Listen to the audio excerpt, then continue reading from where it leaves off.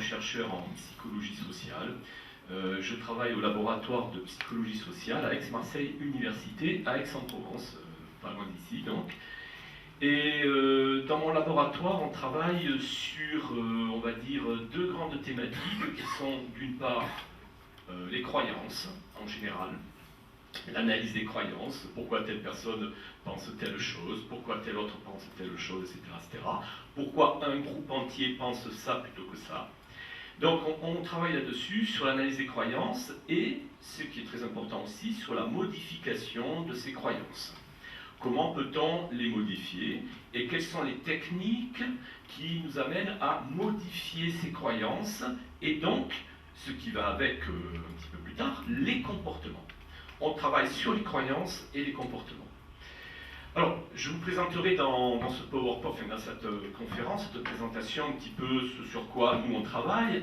Et je vais mis en relation, bien sûr, avec la thématique qui nous intéresse, c'est-à-dire le phénomène sectaire, bien sûr. Je vais présenter certaines choses qui peut-être vous sont connues, je ne sais pas, mais en tout cas, pour nous, en psychologie sociale, ce sont des théories qui nous animent parce qu'elles font vivre la discipline. Et lorsque des théories font vivre la discipline, eh bien, on a tout un champ de recherche qui s'anime autour d'elles. Donc je vais commencer par, et j'axerai surtout mon propos, sur la théorie de la dissonance cognitive, qui explique comment les gens se forment des croyances, comment ces croyances-là se maintiennent au fil du temps, et est-il possible finalement de changer ces croyances? Alors je vais commencer par vous présenter une étude qui est très célèbre en psychologie sociale. Figurez-vous que la première étude en psychologie sociale qui a été faite donc dans le cadre de la modification des croyances est une étude qui précisément portait sur les sectes. Donc ça veut dire quand même que c'était déjà prémonitoire. Et à partir de cette étude-là, eh bien, on a commencé à échafauder tout un cadre théorique pour mieux comprendre comment les croyances se modifient lorsqu'on est en situation sectaire.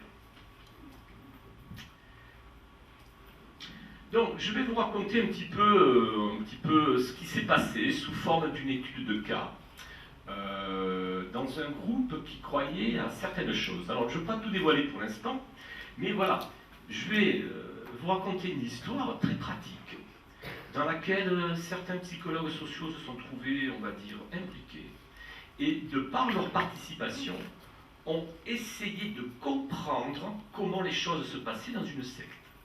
Comment les gens se construisent les croyances, comment ils les maintiennent, et est-ce qu'éventuellement ils les modifient. Vous pensez bien que c'est très important de savoir ça, justement pour modifier par la suite les croyances.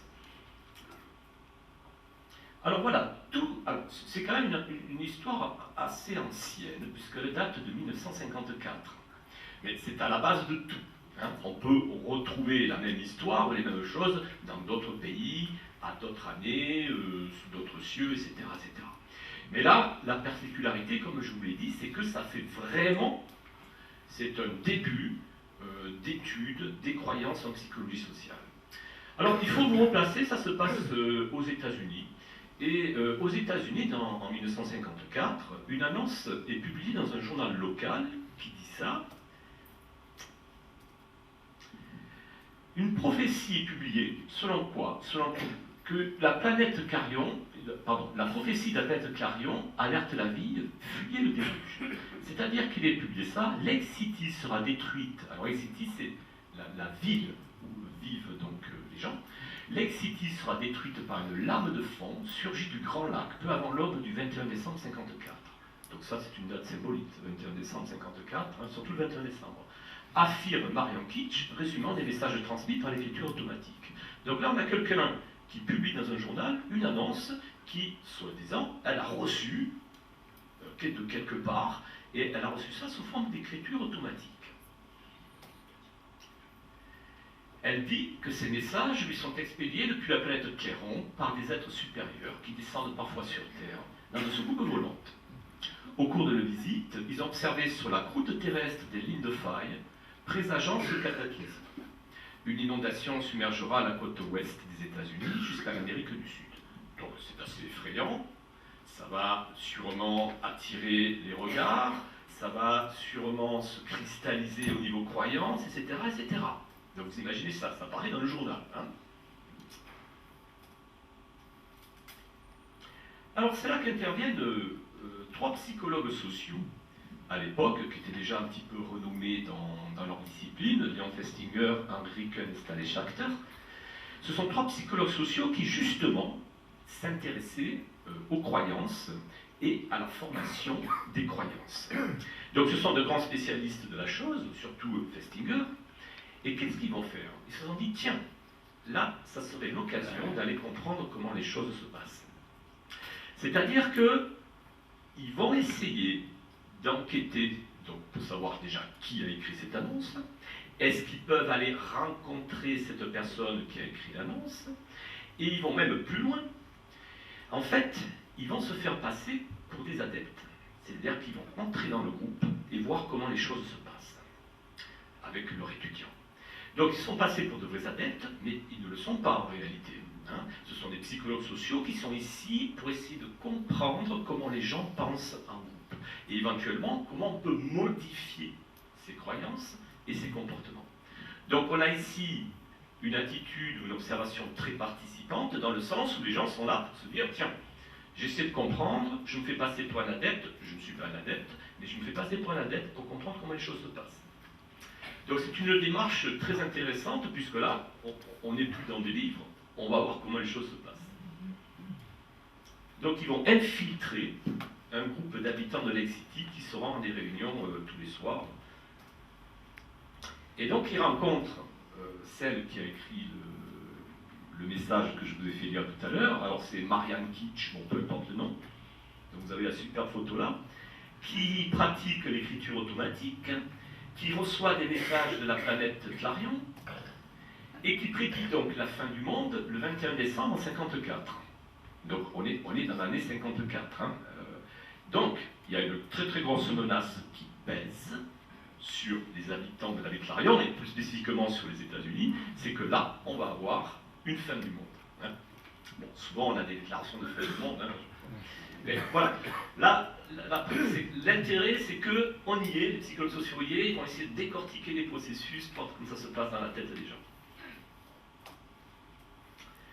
Donc, Marianne Kitsch, justement, pour rendre plus visible cette annonce, va créer un petit groupe autour d'elle, qui va lui permettre un petit peu de se faire reconnaître, pour l'entourer à réception des messages Clarion, pour suivre les messages et les instructions de la planète Clarion, et pour éventuellement préparer l'évacuation des initiés, parce qu'il est bien entendu qu'il va y avoir une lame de fond et que tous les États-Unis vont être submergés. Donc on va commencer à préparer le départ, par soucoupe volante, des initiés, des adeptes de la secte qui attendent en bas un petit peu pour voir comment ça va se passer. Donc vous pensez bien que c'est très très, pour des psychologues sociaux, écouter tout ça, entendre tout ça, c'est vraiment quelque chose de, entre guillemets, de très intéressant, hein, même si par ailleurs c'est formidablement inquiétant, mais pour des psychologues sociaux, essayer de voir comment les gens pensent, etc., etc., ça peut nous amener un petit peu à mieux après appréhender comment contourner hein, ces croyances. Bien, et donc tout ça, ça va nous permettre, ça permet en tout cas à Marianne Kitsch, qui est la grande prêtresse, hein, de fédérer un sentiment d'appartenance à un groupe. C'est-à-dire qu'on va créer un groupe autour d'elle avec des fidèles qui vont la soutenir, la renforcer, la protéger dans ses croyances, hein, comme dans toutes les sectes finalement. Bien, alors ce qui nous intéresse ici, au-delà de l'aspect, on va dire, purement participatif, ce sont ces questions-là. C'est-à-dire comment, et ça, on a tout intérêt à bien le comprendre d'un point de vue psychosocial pour s'en prémunir par la suite, hein, comment va s'organiser ce groupe autour de cette nouvelle croyance, le groupe des adeptes, et que va-t-il se passer pour les adeptes que lorsque leurs croyances seront démenties par la réalité. Parce que fatalement, un jour ou l'autre, on est bien d'accord, les soucoupes ne vont pas arriver. Hein? Bien, qu'est-ce qui va se passer dans la tête des adeptes? Comment vont-ils réagir? Est-ce qu'ils vont stopper net? Est-ce que leurs croyances vont s'amoindrir? Ou est-ce que ça va repartir de plus belle? Hein? C'est ça en fait qu'on cherche à savoir, par l'observation participante. Et ça, c'est un petit peu la problématique de l'étude, comment on va essayer d'entrer dans la croyance des individus, éventuellement, pour modifier ces croyances. Bien, alors, je vous remets un petit peu dans l'histoire. Donc, avant le 20 décembre, hein, je vous rappelle que la fin du monde, c'est le 21 décembre, mais avant le 20 décembre, il y a très peu de prosélytisme de la part des gens, c'est-à-dire qu'ils ont tendance plutôt à se cacher. Ils sont en groupe le soir, donc ils sont autour de la grande prêtresse, ils ne sont pas vraiment, on va dire, interview réticence. Et donc l'accès à la maison de Marianne Kitsch est restreint aux seuls membres, les vrais croyants, pour pas qu'on remette en doute, bien sûr, et qu'il n'y ait pas de critique de ce que peut penser Marianne Kitsch. Donc on va se retrouver ensemble, entre adeptes, et là, on va toujours penser la même chose. Bien, alors, je vous ai parlé des détails, mais vous pensez un petit peu tout ce que ça peut dire le soir. Voilà, il faut préparer les soucoupes volantes pour partir. On va organiser des veillées, on va se rencontrer souvent justement pour affirmer nos croyances, comme quoi la fin du monde arrive très très bientôt. Comme dans tout groupe sectaire finalement. Et c'est un engagement qui va de crescendo en crescendo. Alors là, ce que je vous dis, c'est absolument vrai, puisque je vous rappelle qu'il y a 3 psychologues sociaux qui observent tout ça dans le groupe. Certains membres quittent carrément leur famille, leur travail, même leur conjoint. Et certains, il y a même des étudiants qui étaient dans le groupe, qui ne vont plus étudier, ils ne vont plus ils abandonnent carrément leur étude et se consacrent à 100% à leur groupe sectaire. Donc, vous voyez que là, déjà, il y a un élément très important, c'est que l'engagement, hein, si on ne va plus dans la phase, si on abandonne sa famille, si on abandonne son travail, si on abandonne son conjoint et les études, forcément, l'engagement envers le groupe augmente. Hein? Donc, cet engagement-là, au fur et à mesure que vous prenez des jalons, on va dire, engageants, va augmenter votre croyance. Votre croyance, c'est de dire, tout simplement, ils vont arriver pour nous sauver, avant donc le déluge final. Donc tout le monde y croit fort, hein, en groupe, on ne parle que de ça, le soir on y croit fort, on se monte la tête, etc. etc. Hein. Donc voilà, c'est pas moi qui le dis, ce sont les descriptions de nos 3 psychologues sociaux dans le bouquin que je conseillerai tout à l'heure, si éventuellement vous pouvez y jeter un œil. Donc, le 20 décembre au soir, vous imaginez un petit peu la folie furieuse, hein, puisque le 21 décembre à minuit, c'est le déluge. Hein, donc le 20 décembre au soir, on leur dit qu'un extraterrestre viendra à leur rencontre à minuit, qu'ils vont embarquer dans un vaisseau pour Clarion, et on leur dit même d'enlever tout élément métallique pour pas qu'il y ait des interférences magnétiques avec la soucoupe volante. Hein. Voilà. Donc vous imaginez, ils sont tous là en train d'attendre, etc. etc. Hein. C'est vraiment un truc très prenant. Hein. Donc il est 23h59.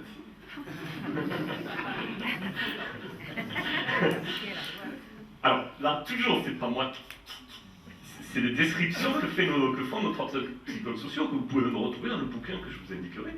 23h59, alors imaginez tout le monde est autour de la pendule, on attend l'extraterrestre pour minuit. Voilà. Que va-t-il se passer? Bien. Donc nous on sait ce qui va se passer, il n'y a personne qui va venir. Mais eux, ils croient dur comme fer. Hein. Voilà. Alors que va-t-il se passer? Rien. Rien. Alors voilà, c'est ça le problème. Que va-t-il se passer dans la tête des gens? Alors, la chronologie est la suivante. À minuit 5, il n'y a toujours personne, tension extrême chez les adeptes. Or, on s'aperçoit que dans la chambre voisine, en fait, la pendule affiche 23h55. Ouh. Ça redescend, la tension redescend, on dit, ah, ça y est, bon, vous n'étiez pas à la bonne heure, il était minuit moins 5 et pas minuit. Ouh, ça redescend. C'est bien, c'est pas ça qui va. Minuit 10. La seconde horloge affiche bien minuit maintenant, et rien ne se passe. Alors là, je me permets d'introduire un petit élément théorique. Hein. C'est l'élément théorique qu'introduisent Festinger dans leur bouquin. Là, on pourrait parler de dissonance. Alors, j'introduis cet élément théorique parce que je vais vous en parler beaucoup de la dissonance après cette petite histoire-là, enfin, cette grande histoire. Parce que la dissonance ici, vous la voyez très bien, c'est la tension que suscite cette situation, la contradiction entre ce que je crois et ce qui se passe réellement. Je crois fermement que des extraterrestres vont venir me voir et il ne se passe rien. Donc ici, les psychologues sociaux ont dit que ça produisait un état de dissonance, c'est-à-dire qu'un état d'incohérence. On pense quelque chose et ce quelque chose-là ne se produit pas. Alors on verra que cette dissonance-là est susceptible de nous faire modifier nos croyances, nos comportements, et on va voir comment on peut éventuellement contourner cette dissonance. Et comment on peut mieux comprendre les processus de modification des croyances à partir de la dissonance. Mais j'en parlerai mieux tout à l'heure. Pour l'instant, je reviens à l'histoire. Donc, vous imaginez le groupe, très déçu. Il reste assis plusieurs heures en rond, dans un silence. La grande prêtresse Marion Kitsch se retire pour pleurer. Bon, l'évidence est là. Il n'y a rien qui se produit. Mais c'est pas fini. Soudain, 4h45. Un message par écriture automatique est envoyé de Clarion à Marion Kitsch. Tout a commencé, elle commence à écrire. Enfin, ce qu'elle dit, elle dit qu'on reçoit un message maintenant. Voilà. Voilà le message qui vient donc des extraterrestres. Le petit groupe, assis toute la nuit, a répandu tant de lumière que Dieu a sauvé le monde de la destruction. Oh, du coup, on se sent mieux. Voilà. Donc, dans l'après-midi, alors là, il décide de diffuser ce message. Vous voyez, dans l'après-midi, il contacte les journaux. Des communiqués de presse sont rédigés. Tous les initiés sont appelés et les curieux sont renseignés. Et le groupe là, à ce moment-là, cherche la publicité. Alors, on va voir pourquoi. On va voir pourquoi. Et en fait, cet événement-là, au lieu d'amoindrir les croyances, au lieu de maintenir éventuellement les croyances, va exacerber les croyances. C'est-à-dire qu'ils vont y croire encore plus. Ils vont encore croire plus qu'il y a quelque chose vraiment d'extraterrestre, voire de divin derrière tout ça. Alors on va voir comment. Pourquoi ils y croient encore plus. Et c'est ça qui est important ici, c'est que, voilà, on croit démentir les choses, mais en fait, le démenti des choses ne fait qu'accroître les croyances intérieures. Que se passe-t-il? Eh bien, on observe, en tout cas nos psychologues sociaux observent, une radicalisation des croyances. C'est-à-dire que la grande prêtresse n'a jamais été aussi sûre de sa foi. Elle y croit encore plus. Elle a reçu un message d'écriture automatique, comme quoi ils se sont bien comportés, donc la Terre a été sauvée. Ils se pensent même être les sauveurs de la Terre entière. Donc, radicalisation des croyances. Ceux qui sont les plus impliqués organisent encore des projets de groupes, de réunions. Les étudiants, même qui faisaient leur étude, restent avec le groupe, même pendant les vacances de Noël, pour en parler, pour en reparler. Certains même vont jusqu'à vendre leur maison pour financer la secte. Donc, vous voyez, cet effet, il n'y a pas d'extraterrestre qui descend, et en même temps, je reçois un message par écriture automatique qui dit que vous êtes bien comporté, c'est génial ce que vous avez fait, donc continuez. Ça va radicaliser les croyances. Alors, ici, on est dans le phénomène sectaire, mais lorsqu'on parle de radicalisation, je pense que ça renvoie aussi à d'autres phénomènes dont on a parlé en France et internationalement depuis 4 ou 5 ans. Là, il y a ces processus-là aussi dans les phénomènes de radicalisation. Donc, la radicalisation des croyances s'exprime pour les plus engagés, c'est-à-dire ceux qui étaient là la soirée du 20 décembre, mais pas pour ceux qui n'étaient pas là, bien sûr, ceux qui n'ont pas participé à la veillée de groupe, ceux qui ne se sont pas impliqués dans les discussions de groupe, etc., n'ont pas radicalisé ces croyances. C'est ceux vraiment qui étaient autour de la grande prêtresse.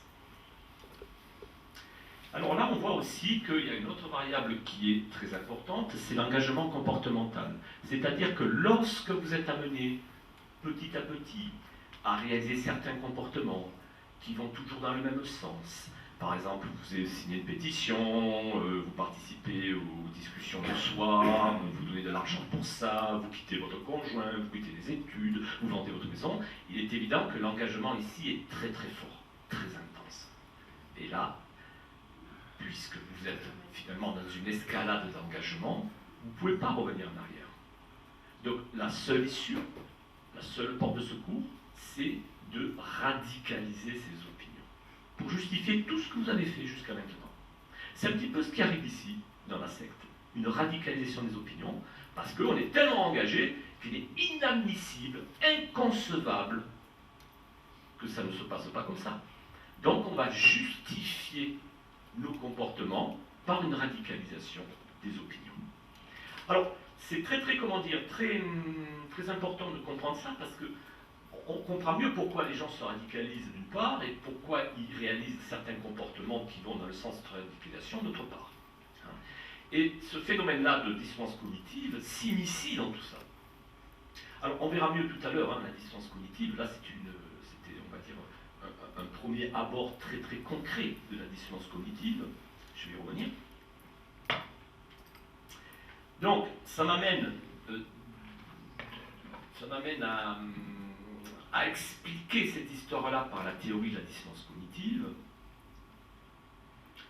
Donc, on a vu que, et là on revient donc un petit peu à l'aspect cadrage théorique, qu'il y a une évolution des activités et des comportements au fil du temps des gens de la secte. Au départ, peu de prosélytisme, on se teste, on essaie de voir un petit peu, et puis ça monte en crescendo petit à petit au fil des réunions, etc. Et on l'a vu, après le désaveu, une radicalisation, un prosélytisme intensif. On va contacter les médias, etc. Toujours dans le sens où on ne peut pas revenir sur ce qu'on a fait. Escalade d'engagement, donc on va justifier tout ce qu'on a fait par une modification des croyances, mais dans un sens qui devient radical. Et ça, c'est pas la seule, on va dire, la seule petite histoire que je peux vous raconter là-dessus, mais souvent on a des effets comme ça, c'est-à-dire que les gens font quelque chose et ils radicalisent leur opinion, leur croyance, parce que les événements ne sont pas produits comme ils le souhaitaient. Donc on y croit encore plus. C'est ça qui est un petit peu contre-intuitif. Les événements ne se produisent pas, mais on va y croire encore plus, pour justifier tout ce qu'on a fait auparavant. Alors, pourquoi cette radicalisation, ce prosélytisme après l'échec de la prophétie Donc, on est tous motivés, quand je dis tous, ça arrive à tout le monde, mais là encore plus, on est tous motivés à voir le monde de manière cohérente avec notre propre vision de résistance, et dès qu'on menace les croyances de quelqu'un, eh bien, on menace aussi, et là c'est des termes un peu psychosociologiques, veuillez me pardonner, on menace aussi un petit peu l'identité du groupe. Moi, j'appartiens à un groupe qui dit que les extraterrestres vont venir. La réalité remet en cause cette croyance-là. Il n'est pas question que j'y croie, donc je radicalise mes opinions. Et donc ça éveille de la dissonance. Les gens sont éveillés dissonissement, ils sont éveillés d'une manière, on va dire, un petit peu sous tension. Ils éprouvent cette tension, ce malaise qui fait que, bon, on essaie de rationaliser, on essaie de comprendre les événements, et donc on va y croire 2 fois plus ou 3 fois plus.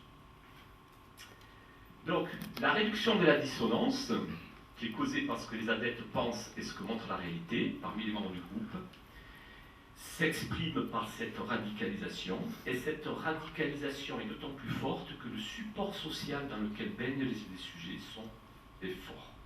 Si entre eux il y a une cohérence maximale, la radicalisation sera aussi maximale.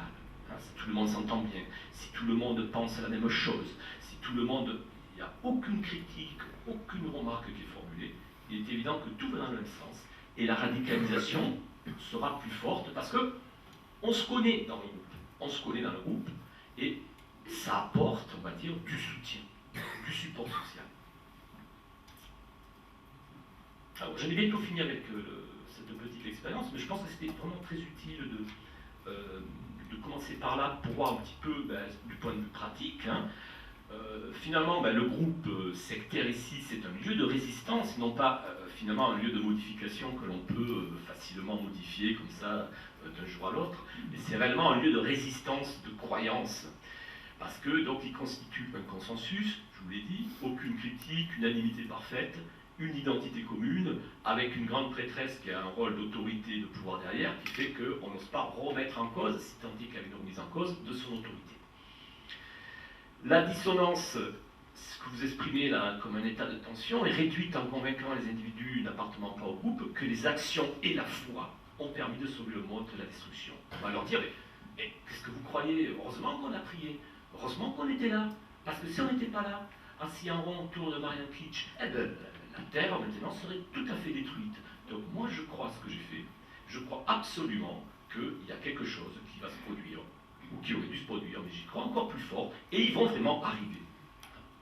Donc c'est cet effet de radicalisation là qui est très important, et vous voyez qu'on ne peut pas ici modifier du jour au lendemain les croyances dans le sens d'un amoindrissement, mais plutôt d'une exacerbation. Donc, s'il y avait une conclusion à tirer de ça, on va dire une conclusion un peu, on va dire, psychosociale, c'est que nos fameux adeptes vont s'arranger, bien sûr. Alors s'arranger entre guillemets, parce que c'est beaucoup plus fort que s'arranger ici.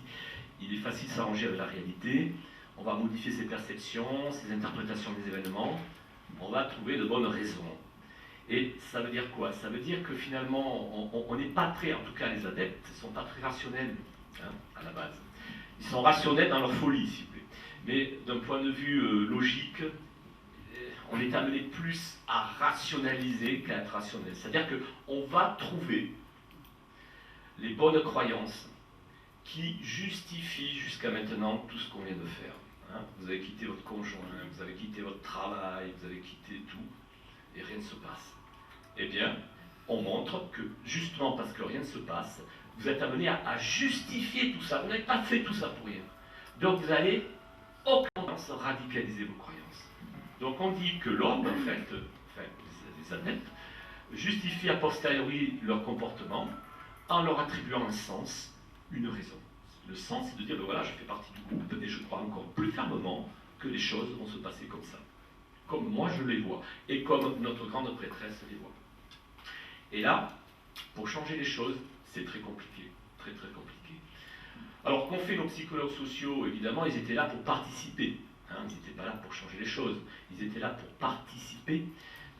Ils nous ramènent un témoignage de l'intérieur avec une théorie psychosociale qui s'appelle la dissonance cognitive et sur laquelle on peut maintenant, et je vais un petit peu développer ça, on peut maintenant mieux comprendre les phénomènes sectaires, les changements d'opinion et de comportement.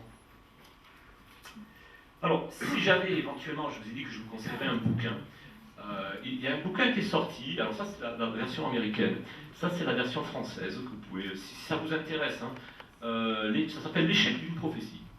L'échec d'une prophétie, et donc Festinger et Kenschachter, et vous trouverez tout dedans, toute l'histoire de cette secte, avec bien sûr des aspects psychosociaux, comment ça s'est produit, etc. Tout ce que je viens de vous dire, finalement, vous le trouvez dans le bouquin. Puis rappelez-vous, il n'y a pas si longtemps, en 2012. Eh oui, hein, on en a parlé de 2012. Hein, bon, il y a même un film qui est sorti en 2012 sur 2012. Voilà, c'était là, et là c'était planétaire. Donc ça veut dire que depuis le début de l'ère chrétienne, il y a eu à peu près 180 appels à la fin du monde. Hein. Donc, voilà, et il y en aura d'autres. Bien, alors, j'aimerais maintenant, après cette première, on va dire, cette première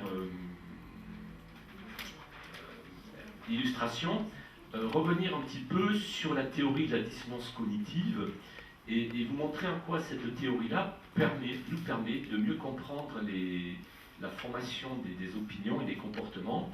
Alors on a un auteur Festinger, ça c'est pas le plus important. Alors ce qu'il faut voir, c'est que cette théorie-là, c'est une théorie en psychosocial qui est éminemment très connue. Et elle nous permet d'expliquer, je vous l'ai dit tout à l'heure, donc tout ce qui concerne la modification des croyances et le changement des croyances et des comportements. Et alors, c'est une étude c'est une théorie qui a fait, on va dire, qui a fait couler beaucoup d'encre dans le sens positif. Vous voyez qu'il y a plus de 3000 études qui ont été faites depuis 1957, depuis la sortie de l'ouvrage de Festinger.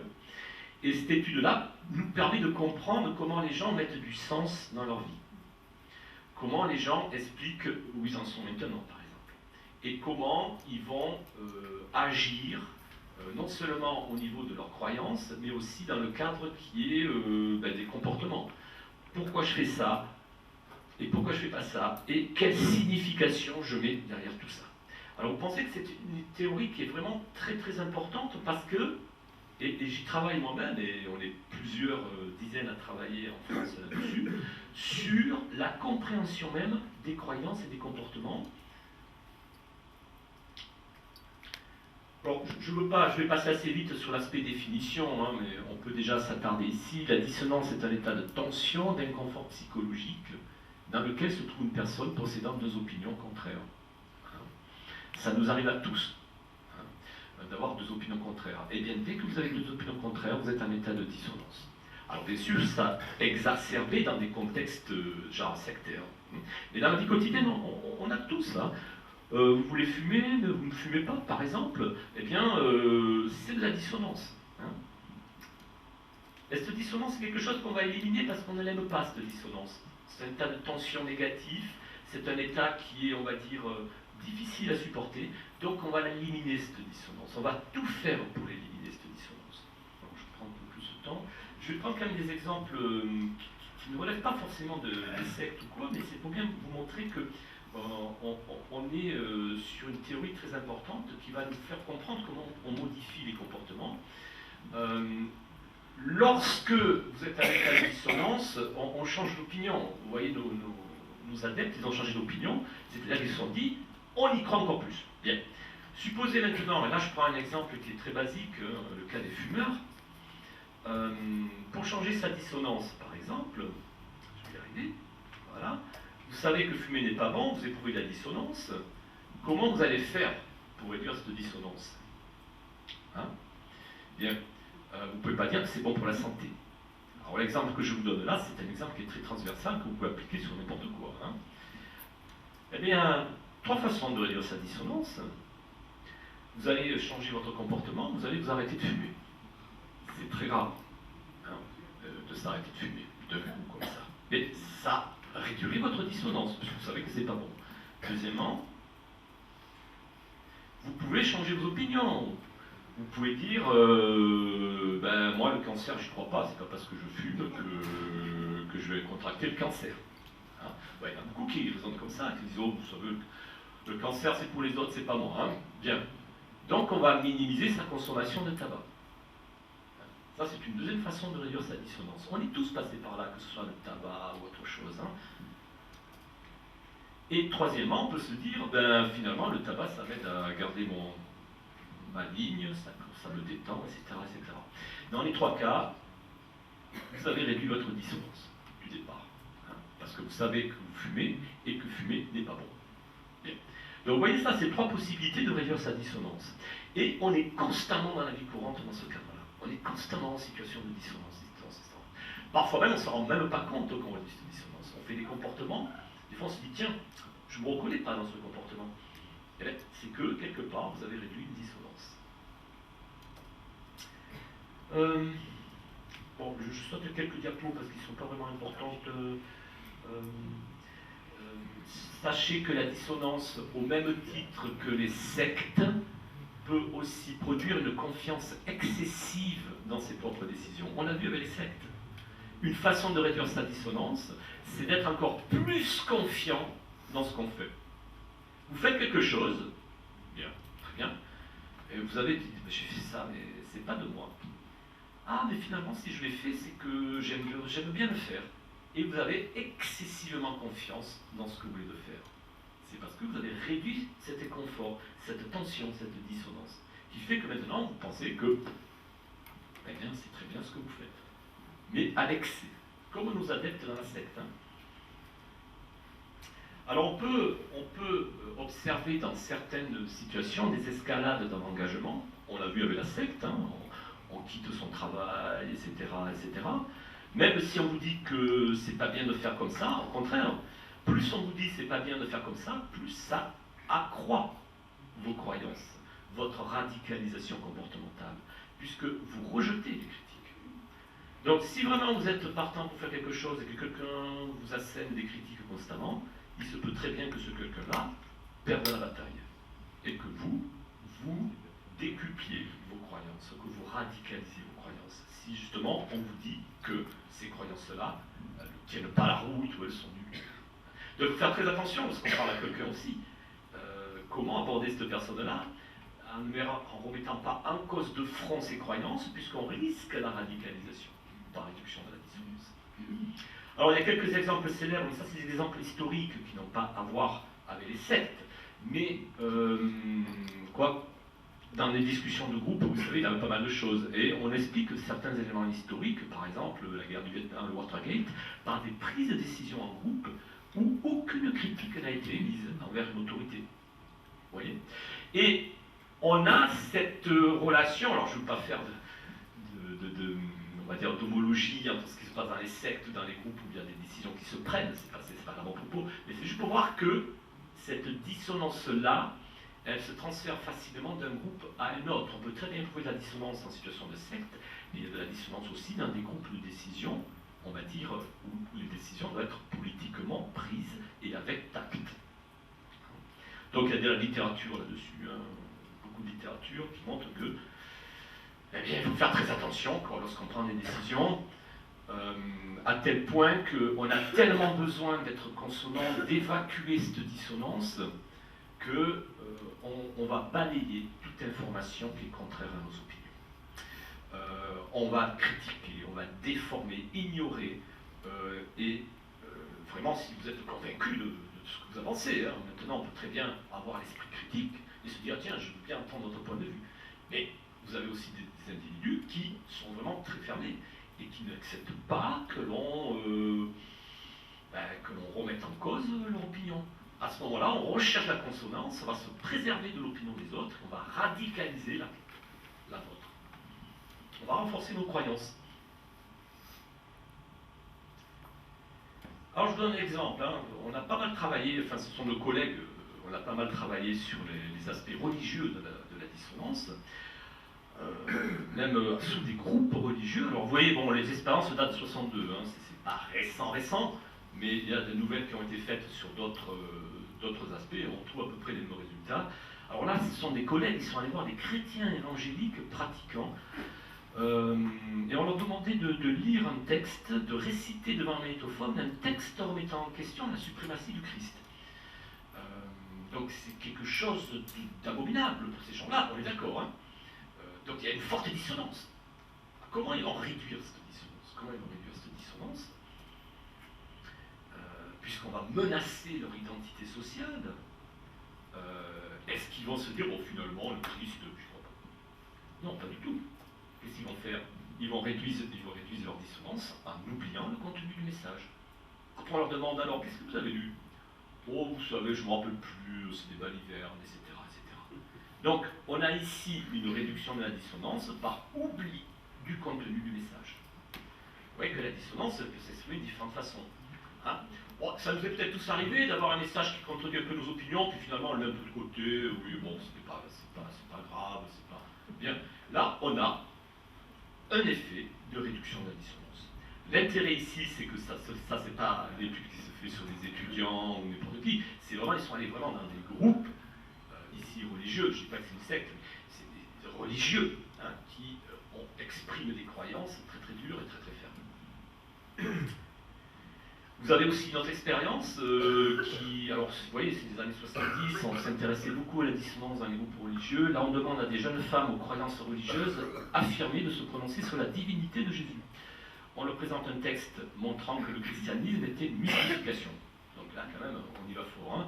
Ok. Eh bien, toujours pareil, les croyantes qui disent qu'elles tenaient cet article pour vrai montrent une radicalisation religieuse dans le sens d'une plus forte croyance envers Jésus. Le simple fait de montrer une information contraire fait que ça va radicaliser votre opinion de départ. Ça ne l'amoindrit pas, ça ne la maintient pas, ça la radicalise. Systématiquement. C'est-à-dire qu'on va la rejeter et réaffirmer sa croyance comme quoi tout va bien parce que c'est mon opinion qui est la plus importante et je suis certain, je suis hyper confiant de mon opinion. Et ça, on a les mêmes résultats depuis les années 60. Chaque fois qu'on remet en cause l'opinion de l'individu, si tant est que cet individu-là ne prend pas en compte l'opinion des autres, parce que vous avez aussi des gens, je ne l'ai pas dit, qui ont plutôt l'esprit ouvert, d'autres qui ont plutôt l'esprit fermé. Alors là, on est plutôt dans des situations où le dogme, c'est ça, et on ne met pas en cause le dogme.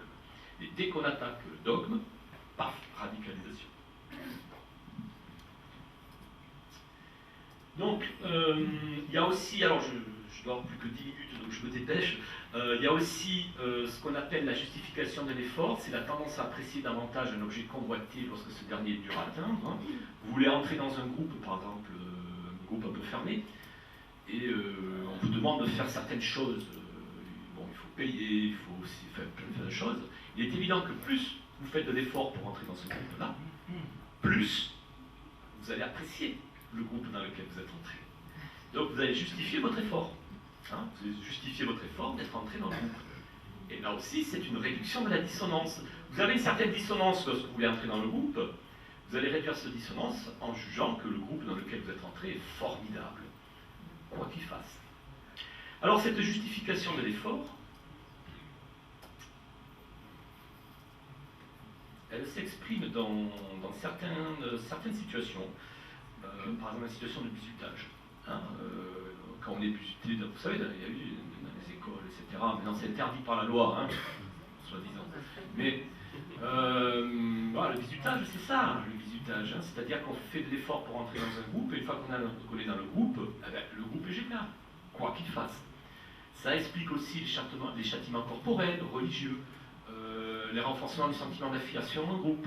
Et puis bon, les groupes de travail professionnels un petit peu aussi, il faut le dire, hein, tout ce qui concerne la constitution d'équipe, la construction d'équipe, etc. Là aussi, il y a des effets de dissonance qui s'expriment. Donc vous voyez que cette dissonance-là, elle nous suit quotidiennement et on est tous passés par ça. Alors après, il faut savoir la détecter. Hein. Comment j'exprime cette dissonance, comment je la détecte. Est-ce que cette dissonance-là va m'imprégner tout au long de ma vie, etc. L'influence persuasive se rend plus forte que donc il y a différentes situations. Sur le plan motivationnel, le groupe s'adresse à des besoins humains pressants et propose une voie de salut. Sur le plan intellectuel, le groupe s'éloigne des critères de la raison scientifique. Donc là, c'est là où peut s'exprimer la dissonance, du doute et du débat critique, et se réfère à des vérités et des pouvoirs transcendants. Hein. Et sur le plan organisationnel, le groupe s'éloigne des critères de fonctionnement démocratique et met en place des mécanismes internes de contrôle de l'information. Là, c'est dans ces situations-là où va s'exprimer le mieux la réduction de la dissonance par une radicalisation des croyances. Hein, ce sont trois facteurs qui sont, on va dire, très importants pour bien comprendre comment on va radicaliser ces opinions.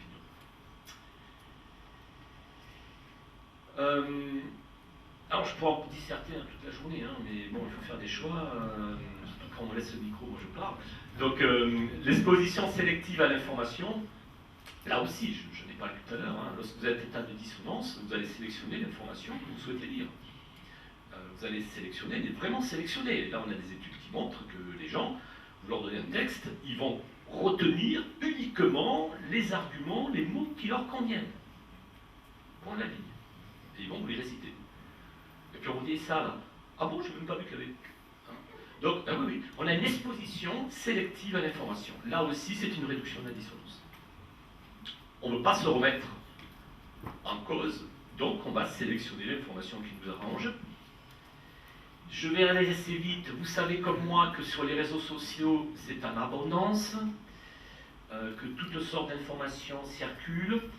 On est sous la dépendance d'un biais de confirmation qui fait que, qui est aussi issu de la dissonance, qui fait qu'on va aller vers l'information qui nous arrange, donc on va confirmer nos croyances, biais de confirmation, et on va délaisser l'information qui ne nous arrange pas. Alors, c'est comme ça. Hein, c'est comme ça. Donc on va traiter l'information partiellement et partiellement, en s'y exposant sélectivement. On va minimiser l'information qui est contraire à notre point de vue.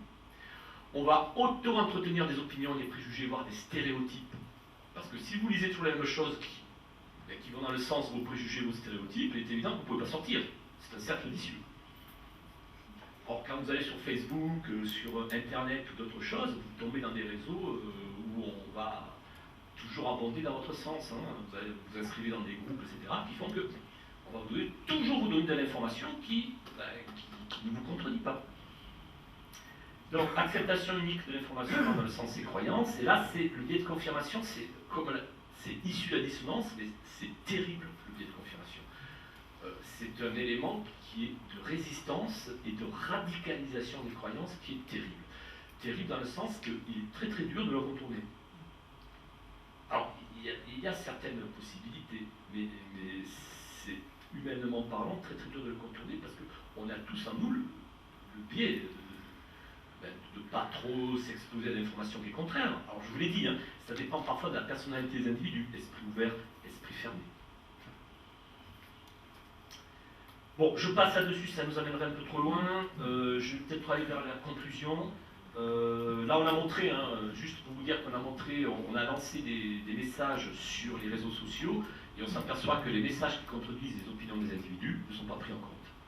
Donc, il est très difficile d'informer correctement et il est très difficile d'arrêter la propagation de nouvelles infondées ou fausses.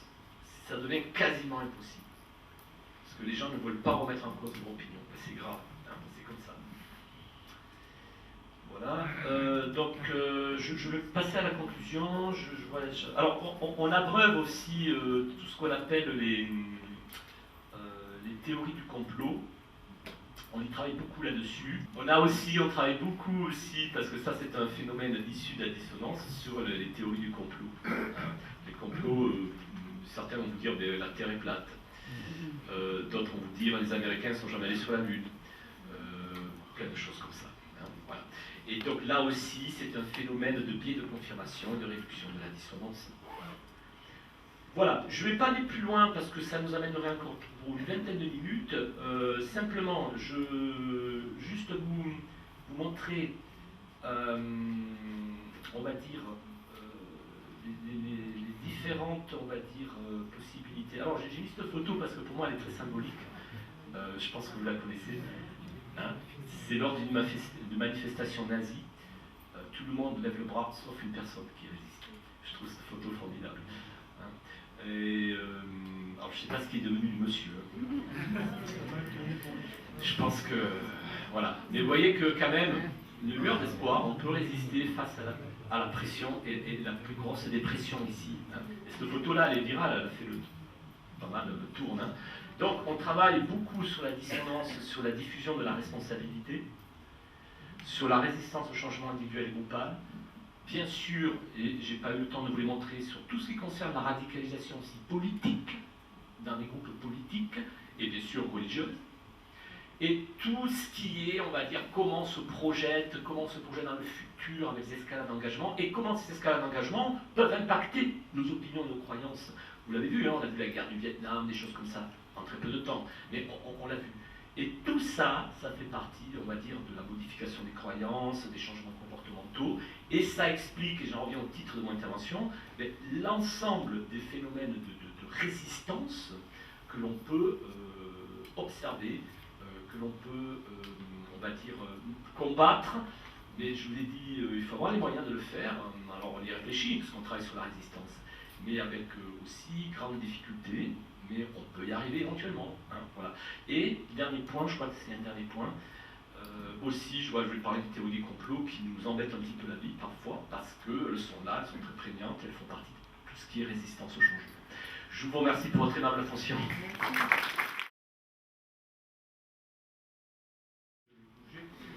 Tout le monde aura compris pourquoi est-ce que dans notre formation de gestion des risques sectaires, on s'est associé au laboratoire de psychologie sociale d'Aix-en-Provence, hein, de la fac d'Aix, parce que je pense qu'il y a de quoi creuser pour comprendre notre problématique en matière de psychologie sociale.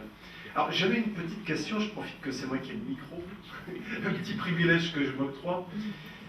Est-ce que je ne me trompe pas en disant que ce que tu as dit concernant la dissonance cognitive, c'est-à-dire que les gens s'enferment finalement dans un engagement qu'ils ont pris au départ, ils persévèrent, il y a un effet de persévération. Est-ce que c'est vrai aussi pour les gens qui se sont engagés dans une médecine complémentaire, alternative, ils sont très malades, ils auraient peut-être dû se soigner avec la médecine classique, et puis ça va de plus en plus mal, et plus ça va mal, plus il la justifie. Est-ce que c'est un petit peu du même ordre ? Alors je dirais oui, tout à fait. On est dans une escalade d'engagement, là. Et ça rejoint exactement ce que je disais pour le phénomène sectaire. Alors c'est vrai que je n'ai pas parlé de la médecine en elle-même, mais on a les mêmes effets, les effets de persévération du comportement. Quelqu'un qui a l'habitude de voir par exemple bien la personne qui, entre guillemets, la soigne, un phénomène aussi de sympathie qui peut s'exprimer, un phénomène d'appréciation qui fait que petit à petit on va aussi tisser une relation avec la personne qui, entre guillemets, nous soigne. Et on a une escalade d'engagement dans les traitements aussi. Donc on a une réduction de la dissonance au départ.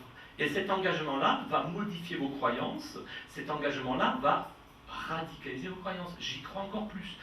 Même si le moindre signe qui peut se passer, tac, ah ben tiens, aujourd'hui ça va un petit peu mieux, tiens, alors que c'est peut-être pas du tout à ce qui a été fait, eh bien on va l'attribuer donc à la partie médicale qui a été faite. Donc là aussi, moi je suis tout à fait, je suis content d'ailleurs que tu poses cette question, on est complètement, oui, dans les procédures d'escalade dans l'engagement, on est dans les modifications des croyances au fil du temps et au long terme. Le problème, c'est qu'après, on a du mal à en sortir. Et la problématique, c'est comment en sortir aussi. Oui, je voulais vous poser la question de savoir quel poids vous donnez aux contraintes internes d'une secte. Vous parliez tout à l'heure de somme d'argent, il y a aussi monter dans la hiérarchie, il y a aussi des contraintes qui peuvent être presque physiques. Vous parliez de bizutage, on n'est pas loin de ça. Je voulais savoir quel poids vous donnez à ce type de contraintes dans l'établissement de fausses opinions ou de ce basculement dont vous parliez. Merci. Merci, votre question. Les contraintes sont très importantes, puisque c'est ce qui va produire la dissonance finalement. L'environnement dans lequel se situe l'individu, c'est cet environnement-là qui va peser sur son comportement.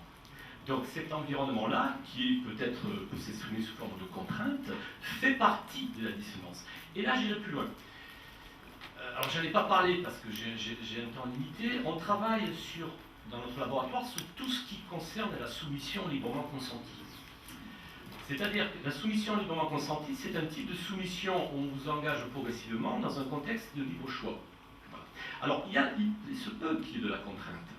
Mais c'est de la contrainte qui est lourdement, on va dire, peut-être justifiée, mais à un point ou à un autre, on vous laisse toujours un petit peu un sentiment de liberté. Tu fais comme tu veux, mais tu sais que si tu ne le fais pas, ça ne nous arrangerait pas. Voilà. Et donc là, on est dans le contexte de la soumission librement consentie. Alors, parfois aussi, mais lorsqu'on est à un stade un petit peu plus hiérarchiquement élevé dans la structure, c'est de la soumission forcée, de l'obéissance à l'autorité. Et on a aussi des expérimentations qui montrent que, peut-être vous connaissez l'expérience de Milgram avec les chocs électriques, etc., où certaines personnes n'hésitent pas à envoyer des chocs électriques de 450 volts à des gens, parce qu'une simple personne, habillée un petit peu bien en tablier blanc, leur a dit de le faire.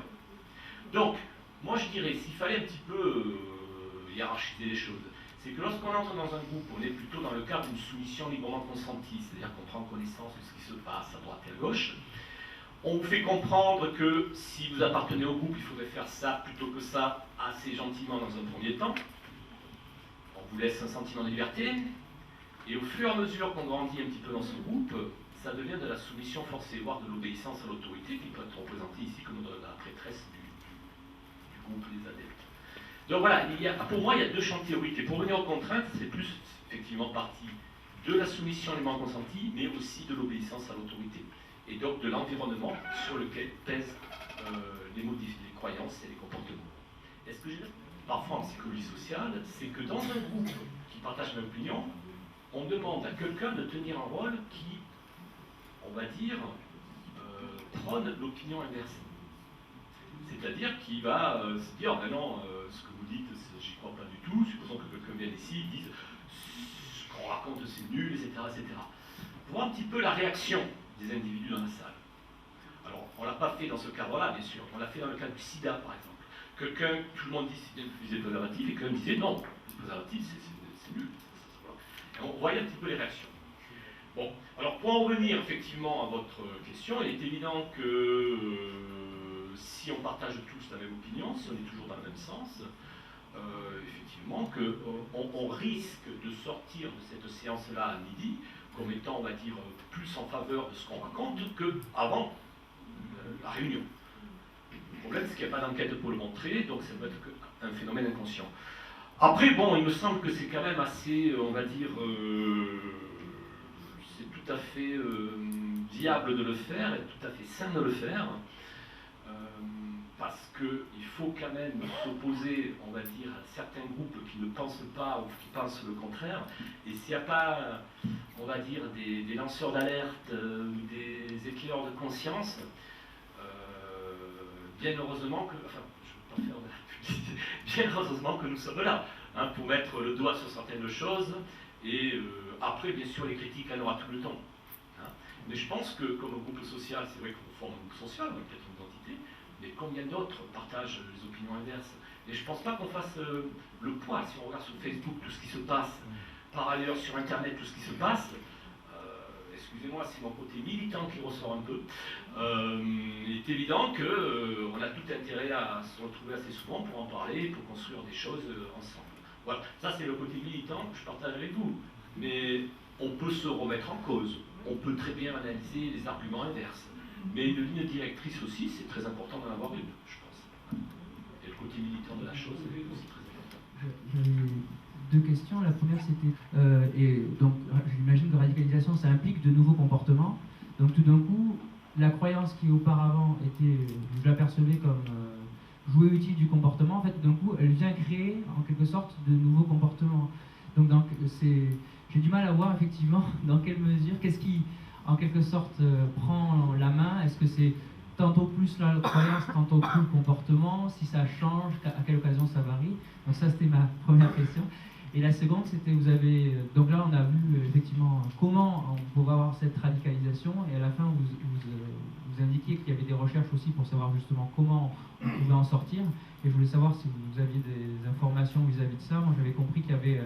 que par exemple pour quitter une secte ou certains engagements, il fallait plusieurs années avec de multiples doutes, qu'au lieu de faire une critique frontale, parfois on pouvait semer des petites graines de doute ou poser des questions, mais sans forcément rentrer dans une discussion frontale.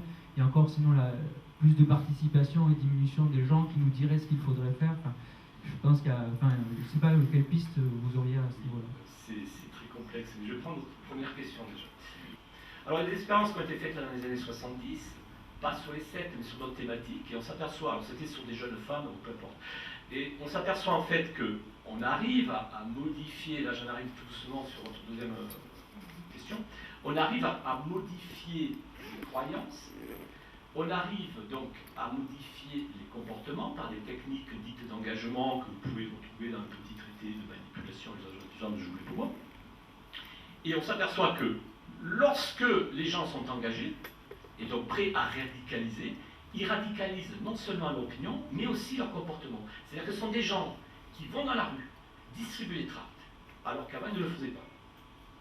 Ce sont des gens qui vont passer des appels téléphoniques à n'importe qui, alors qu'avant ils ne le faisaient pas. Vous voyez? Donc on a cette radicalisation comportementale aussi.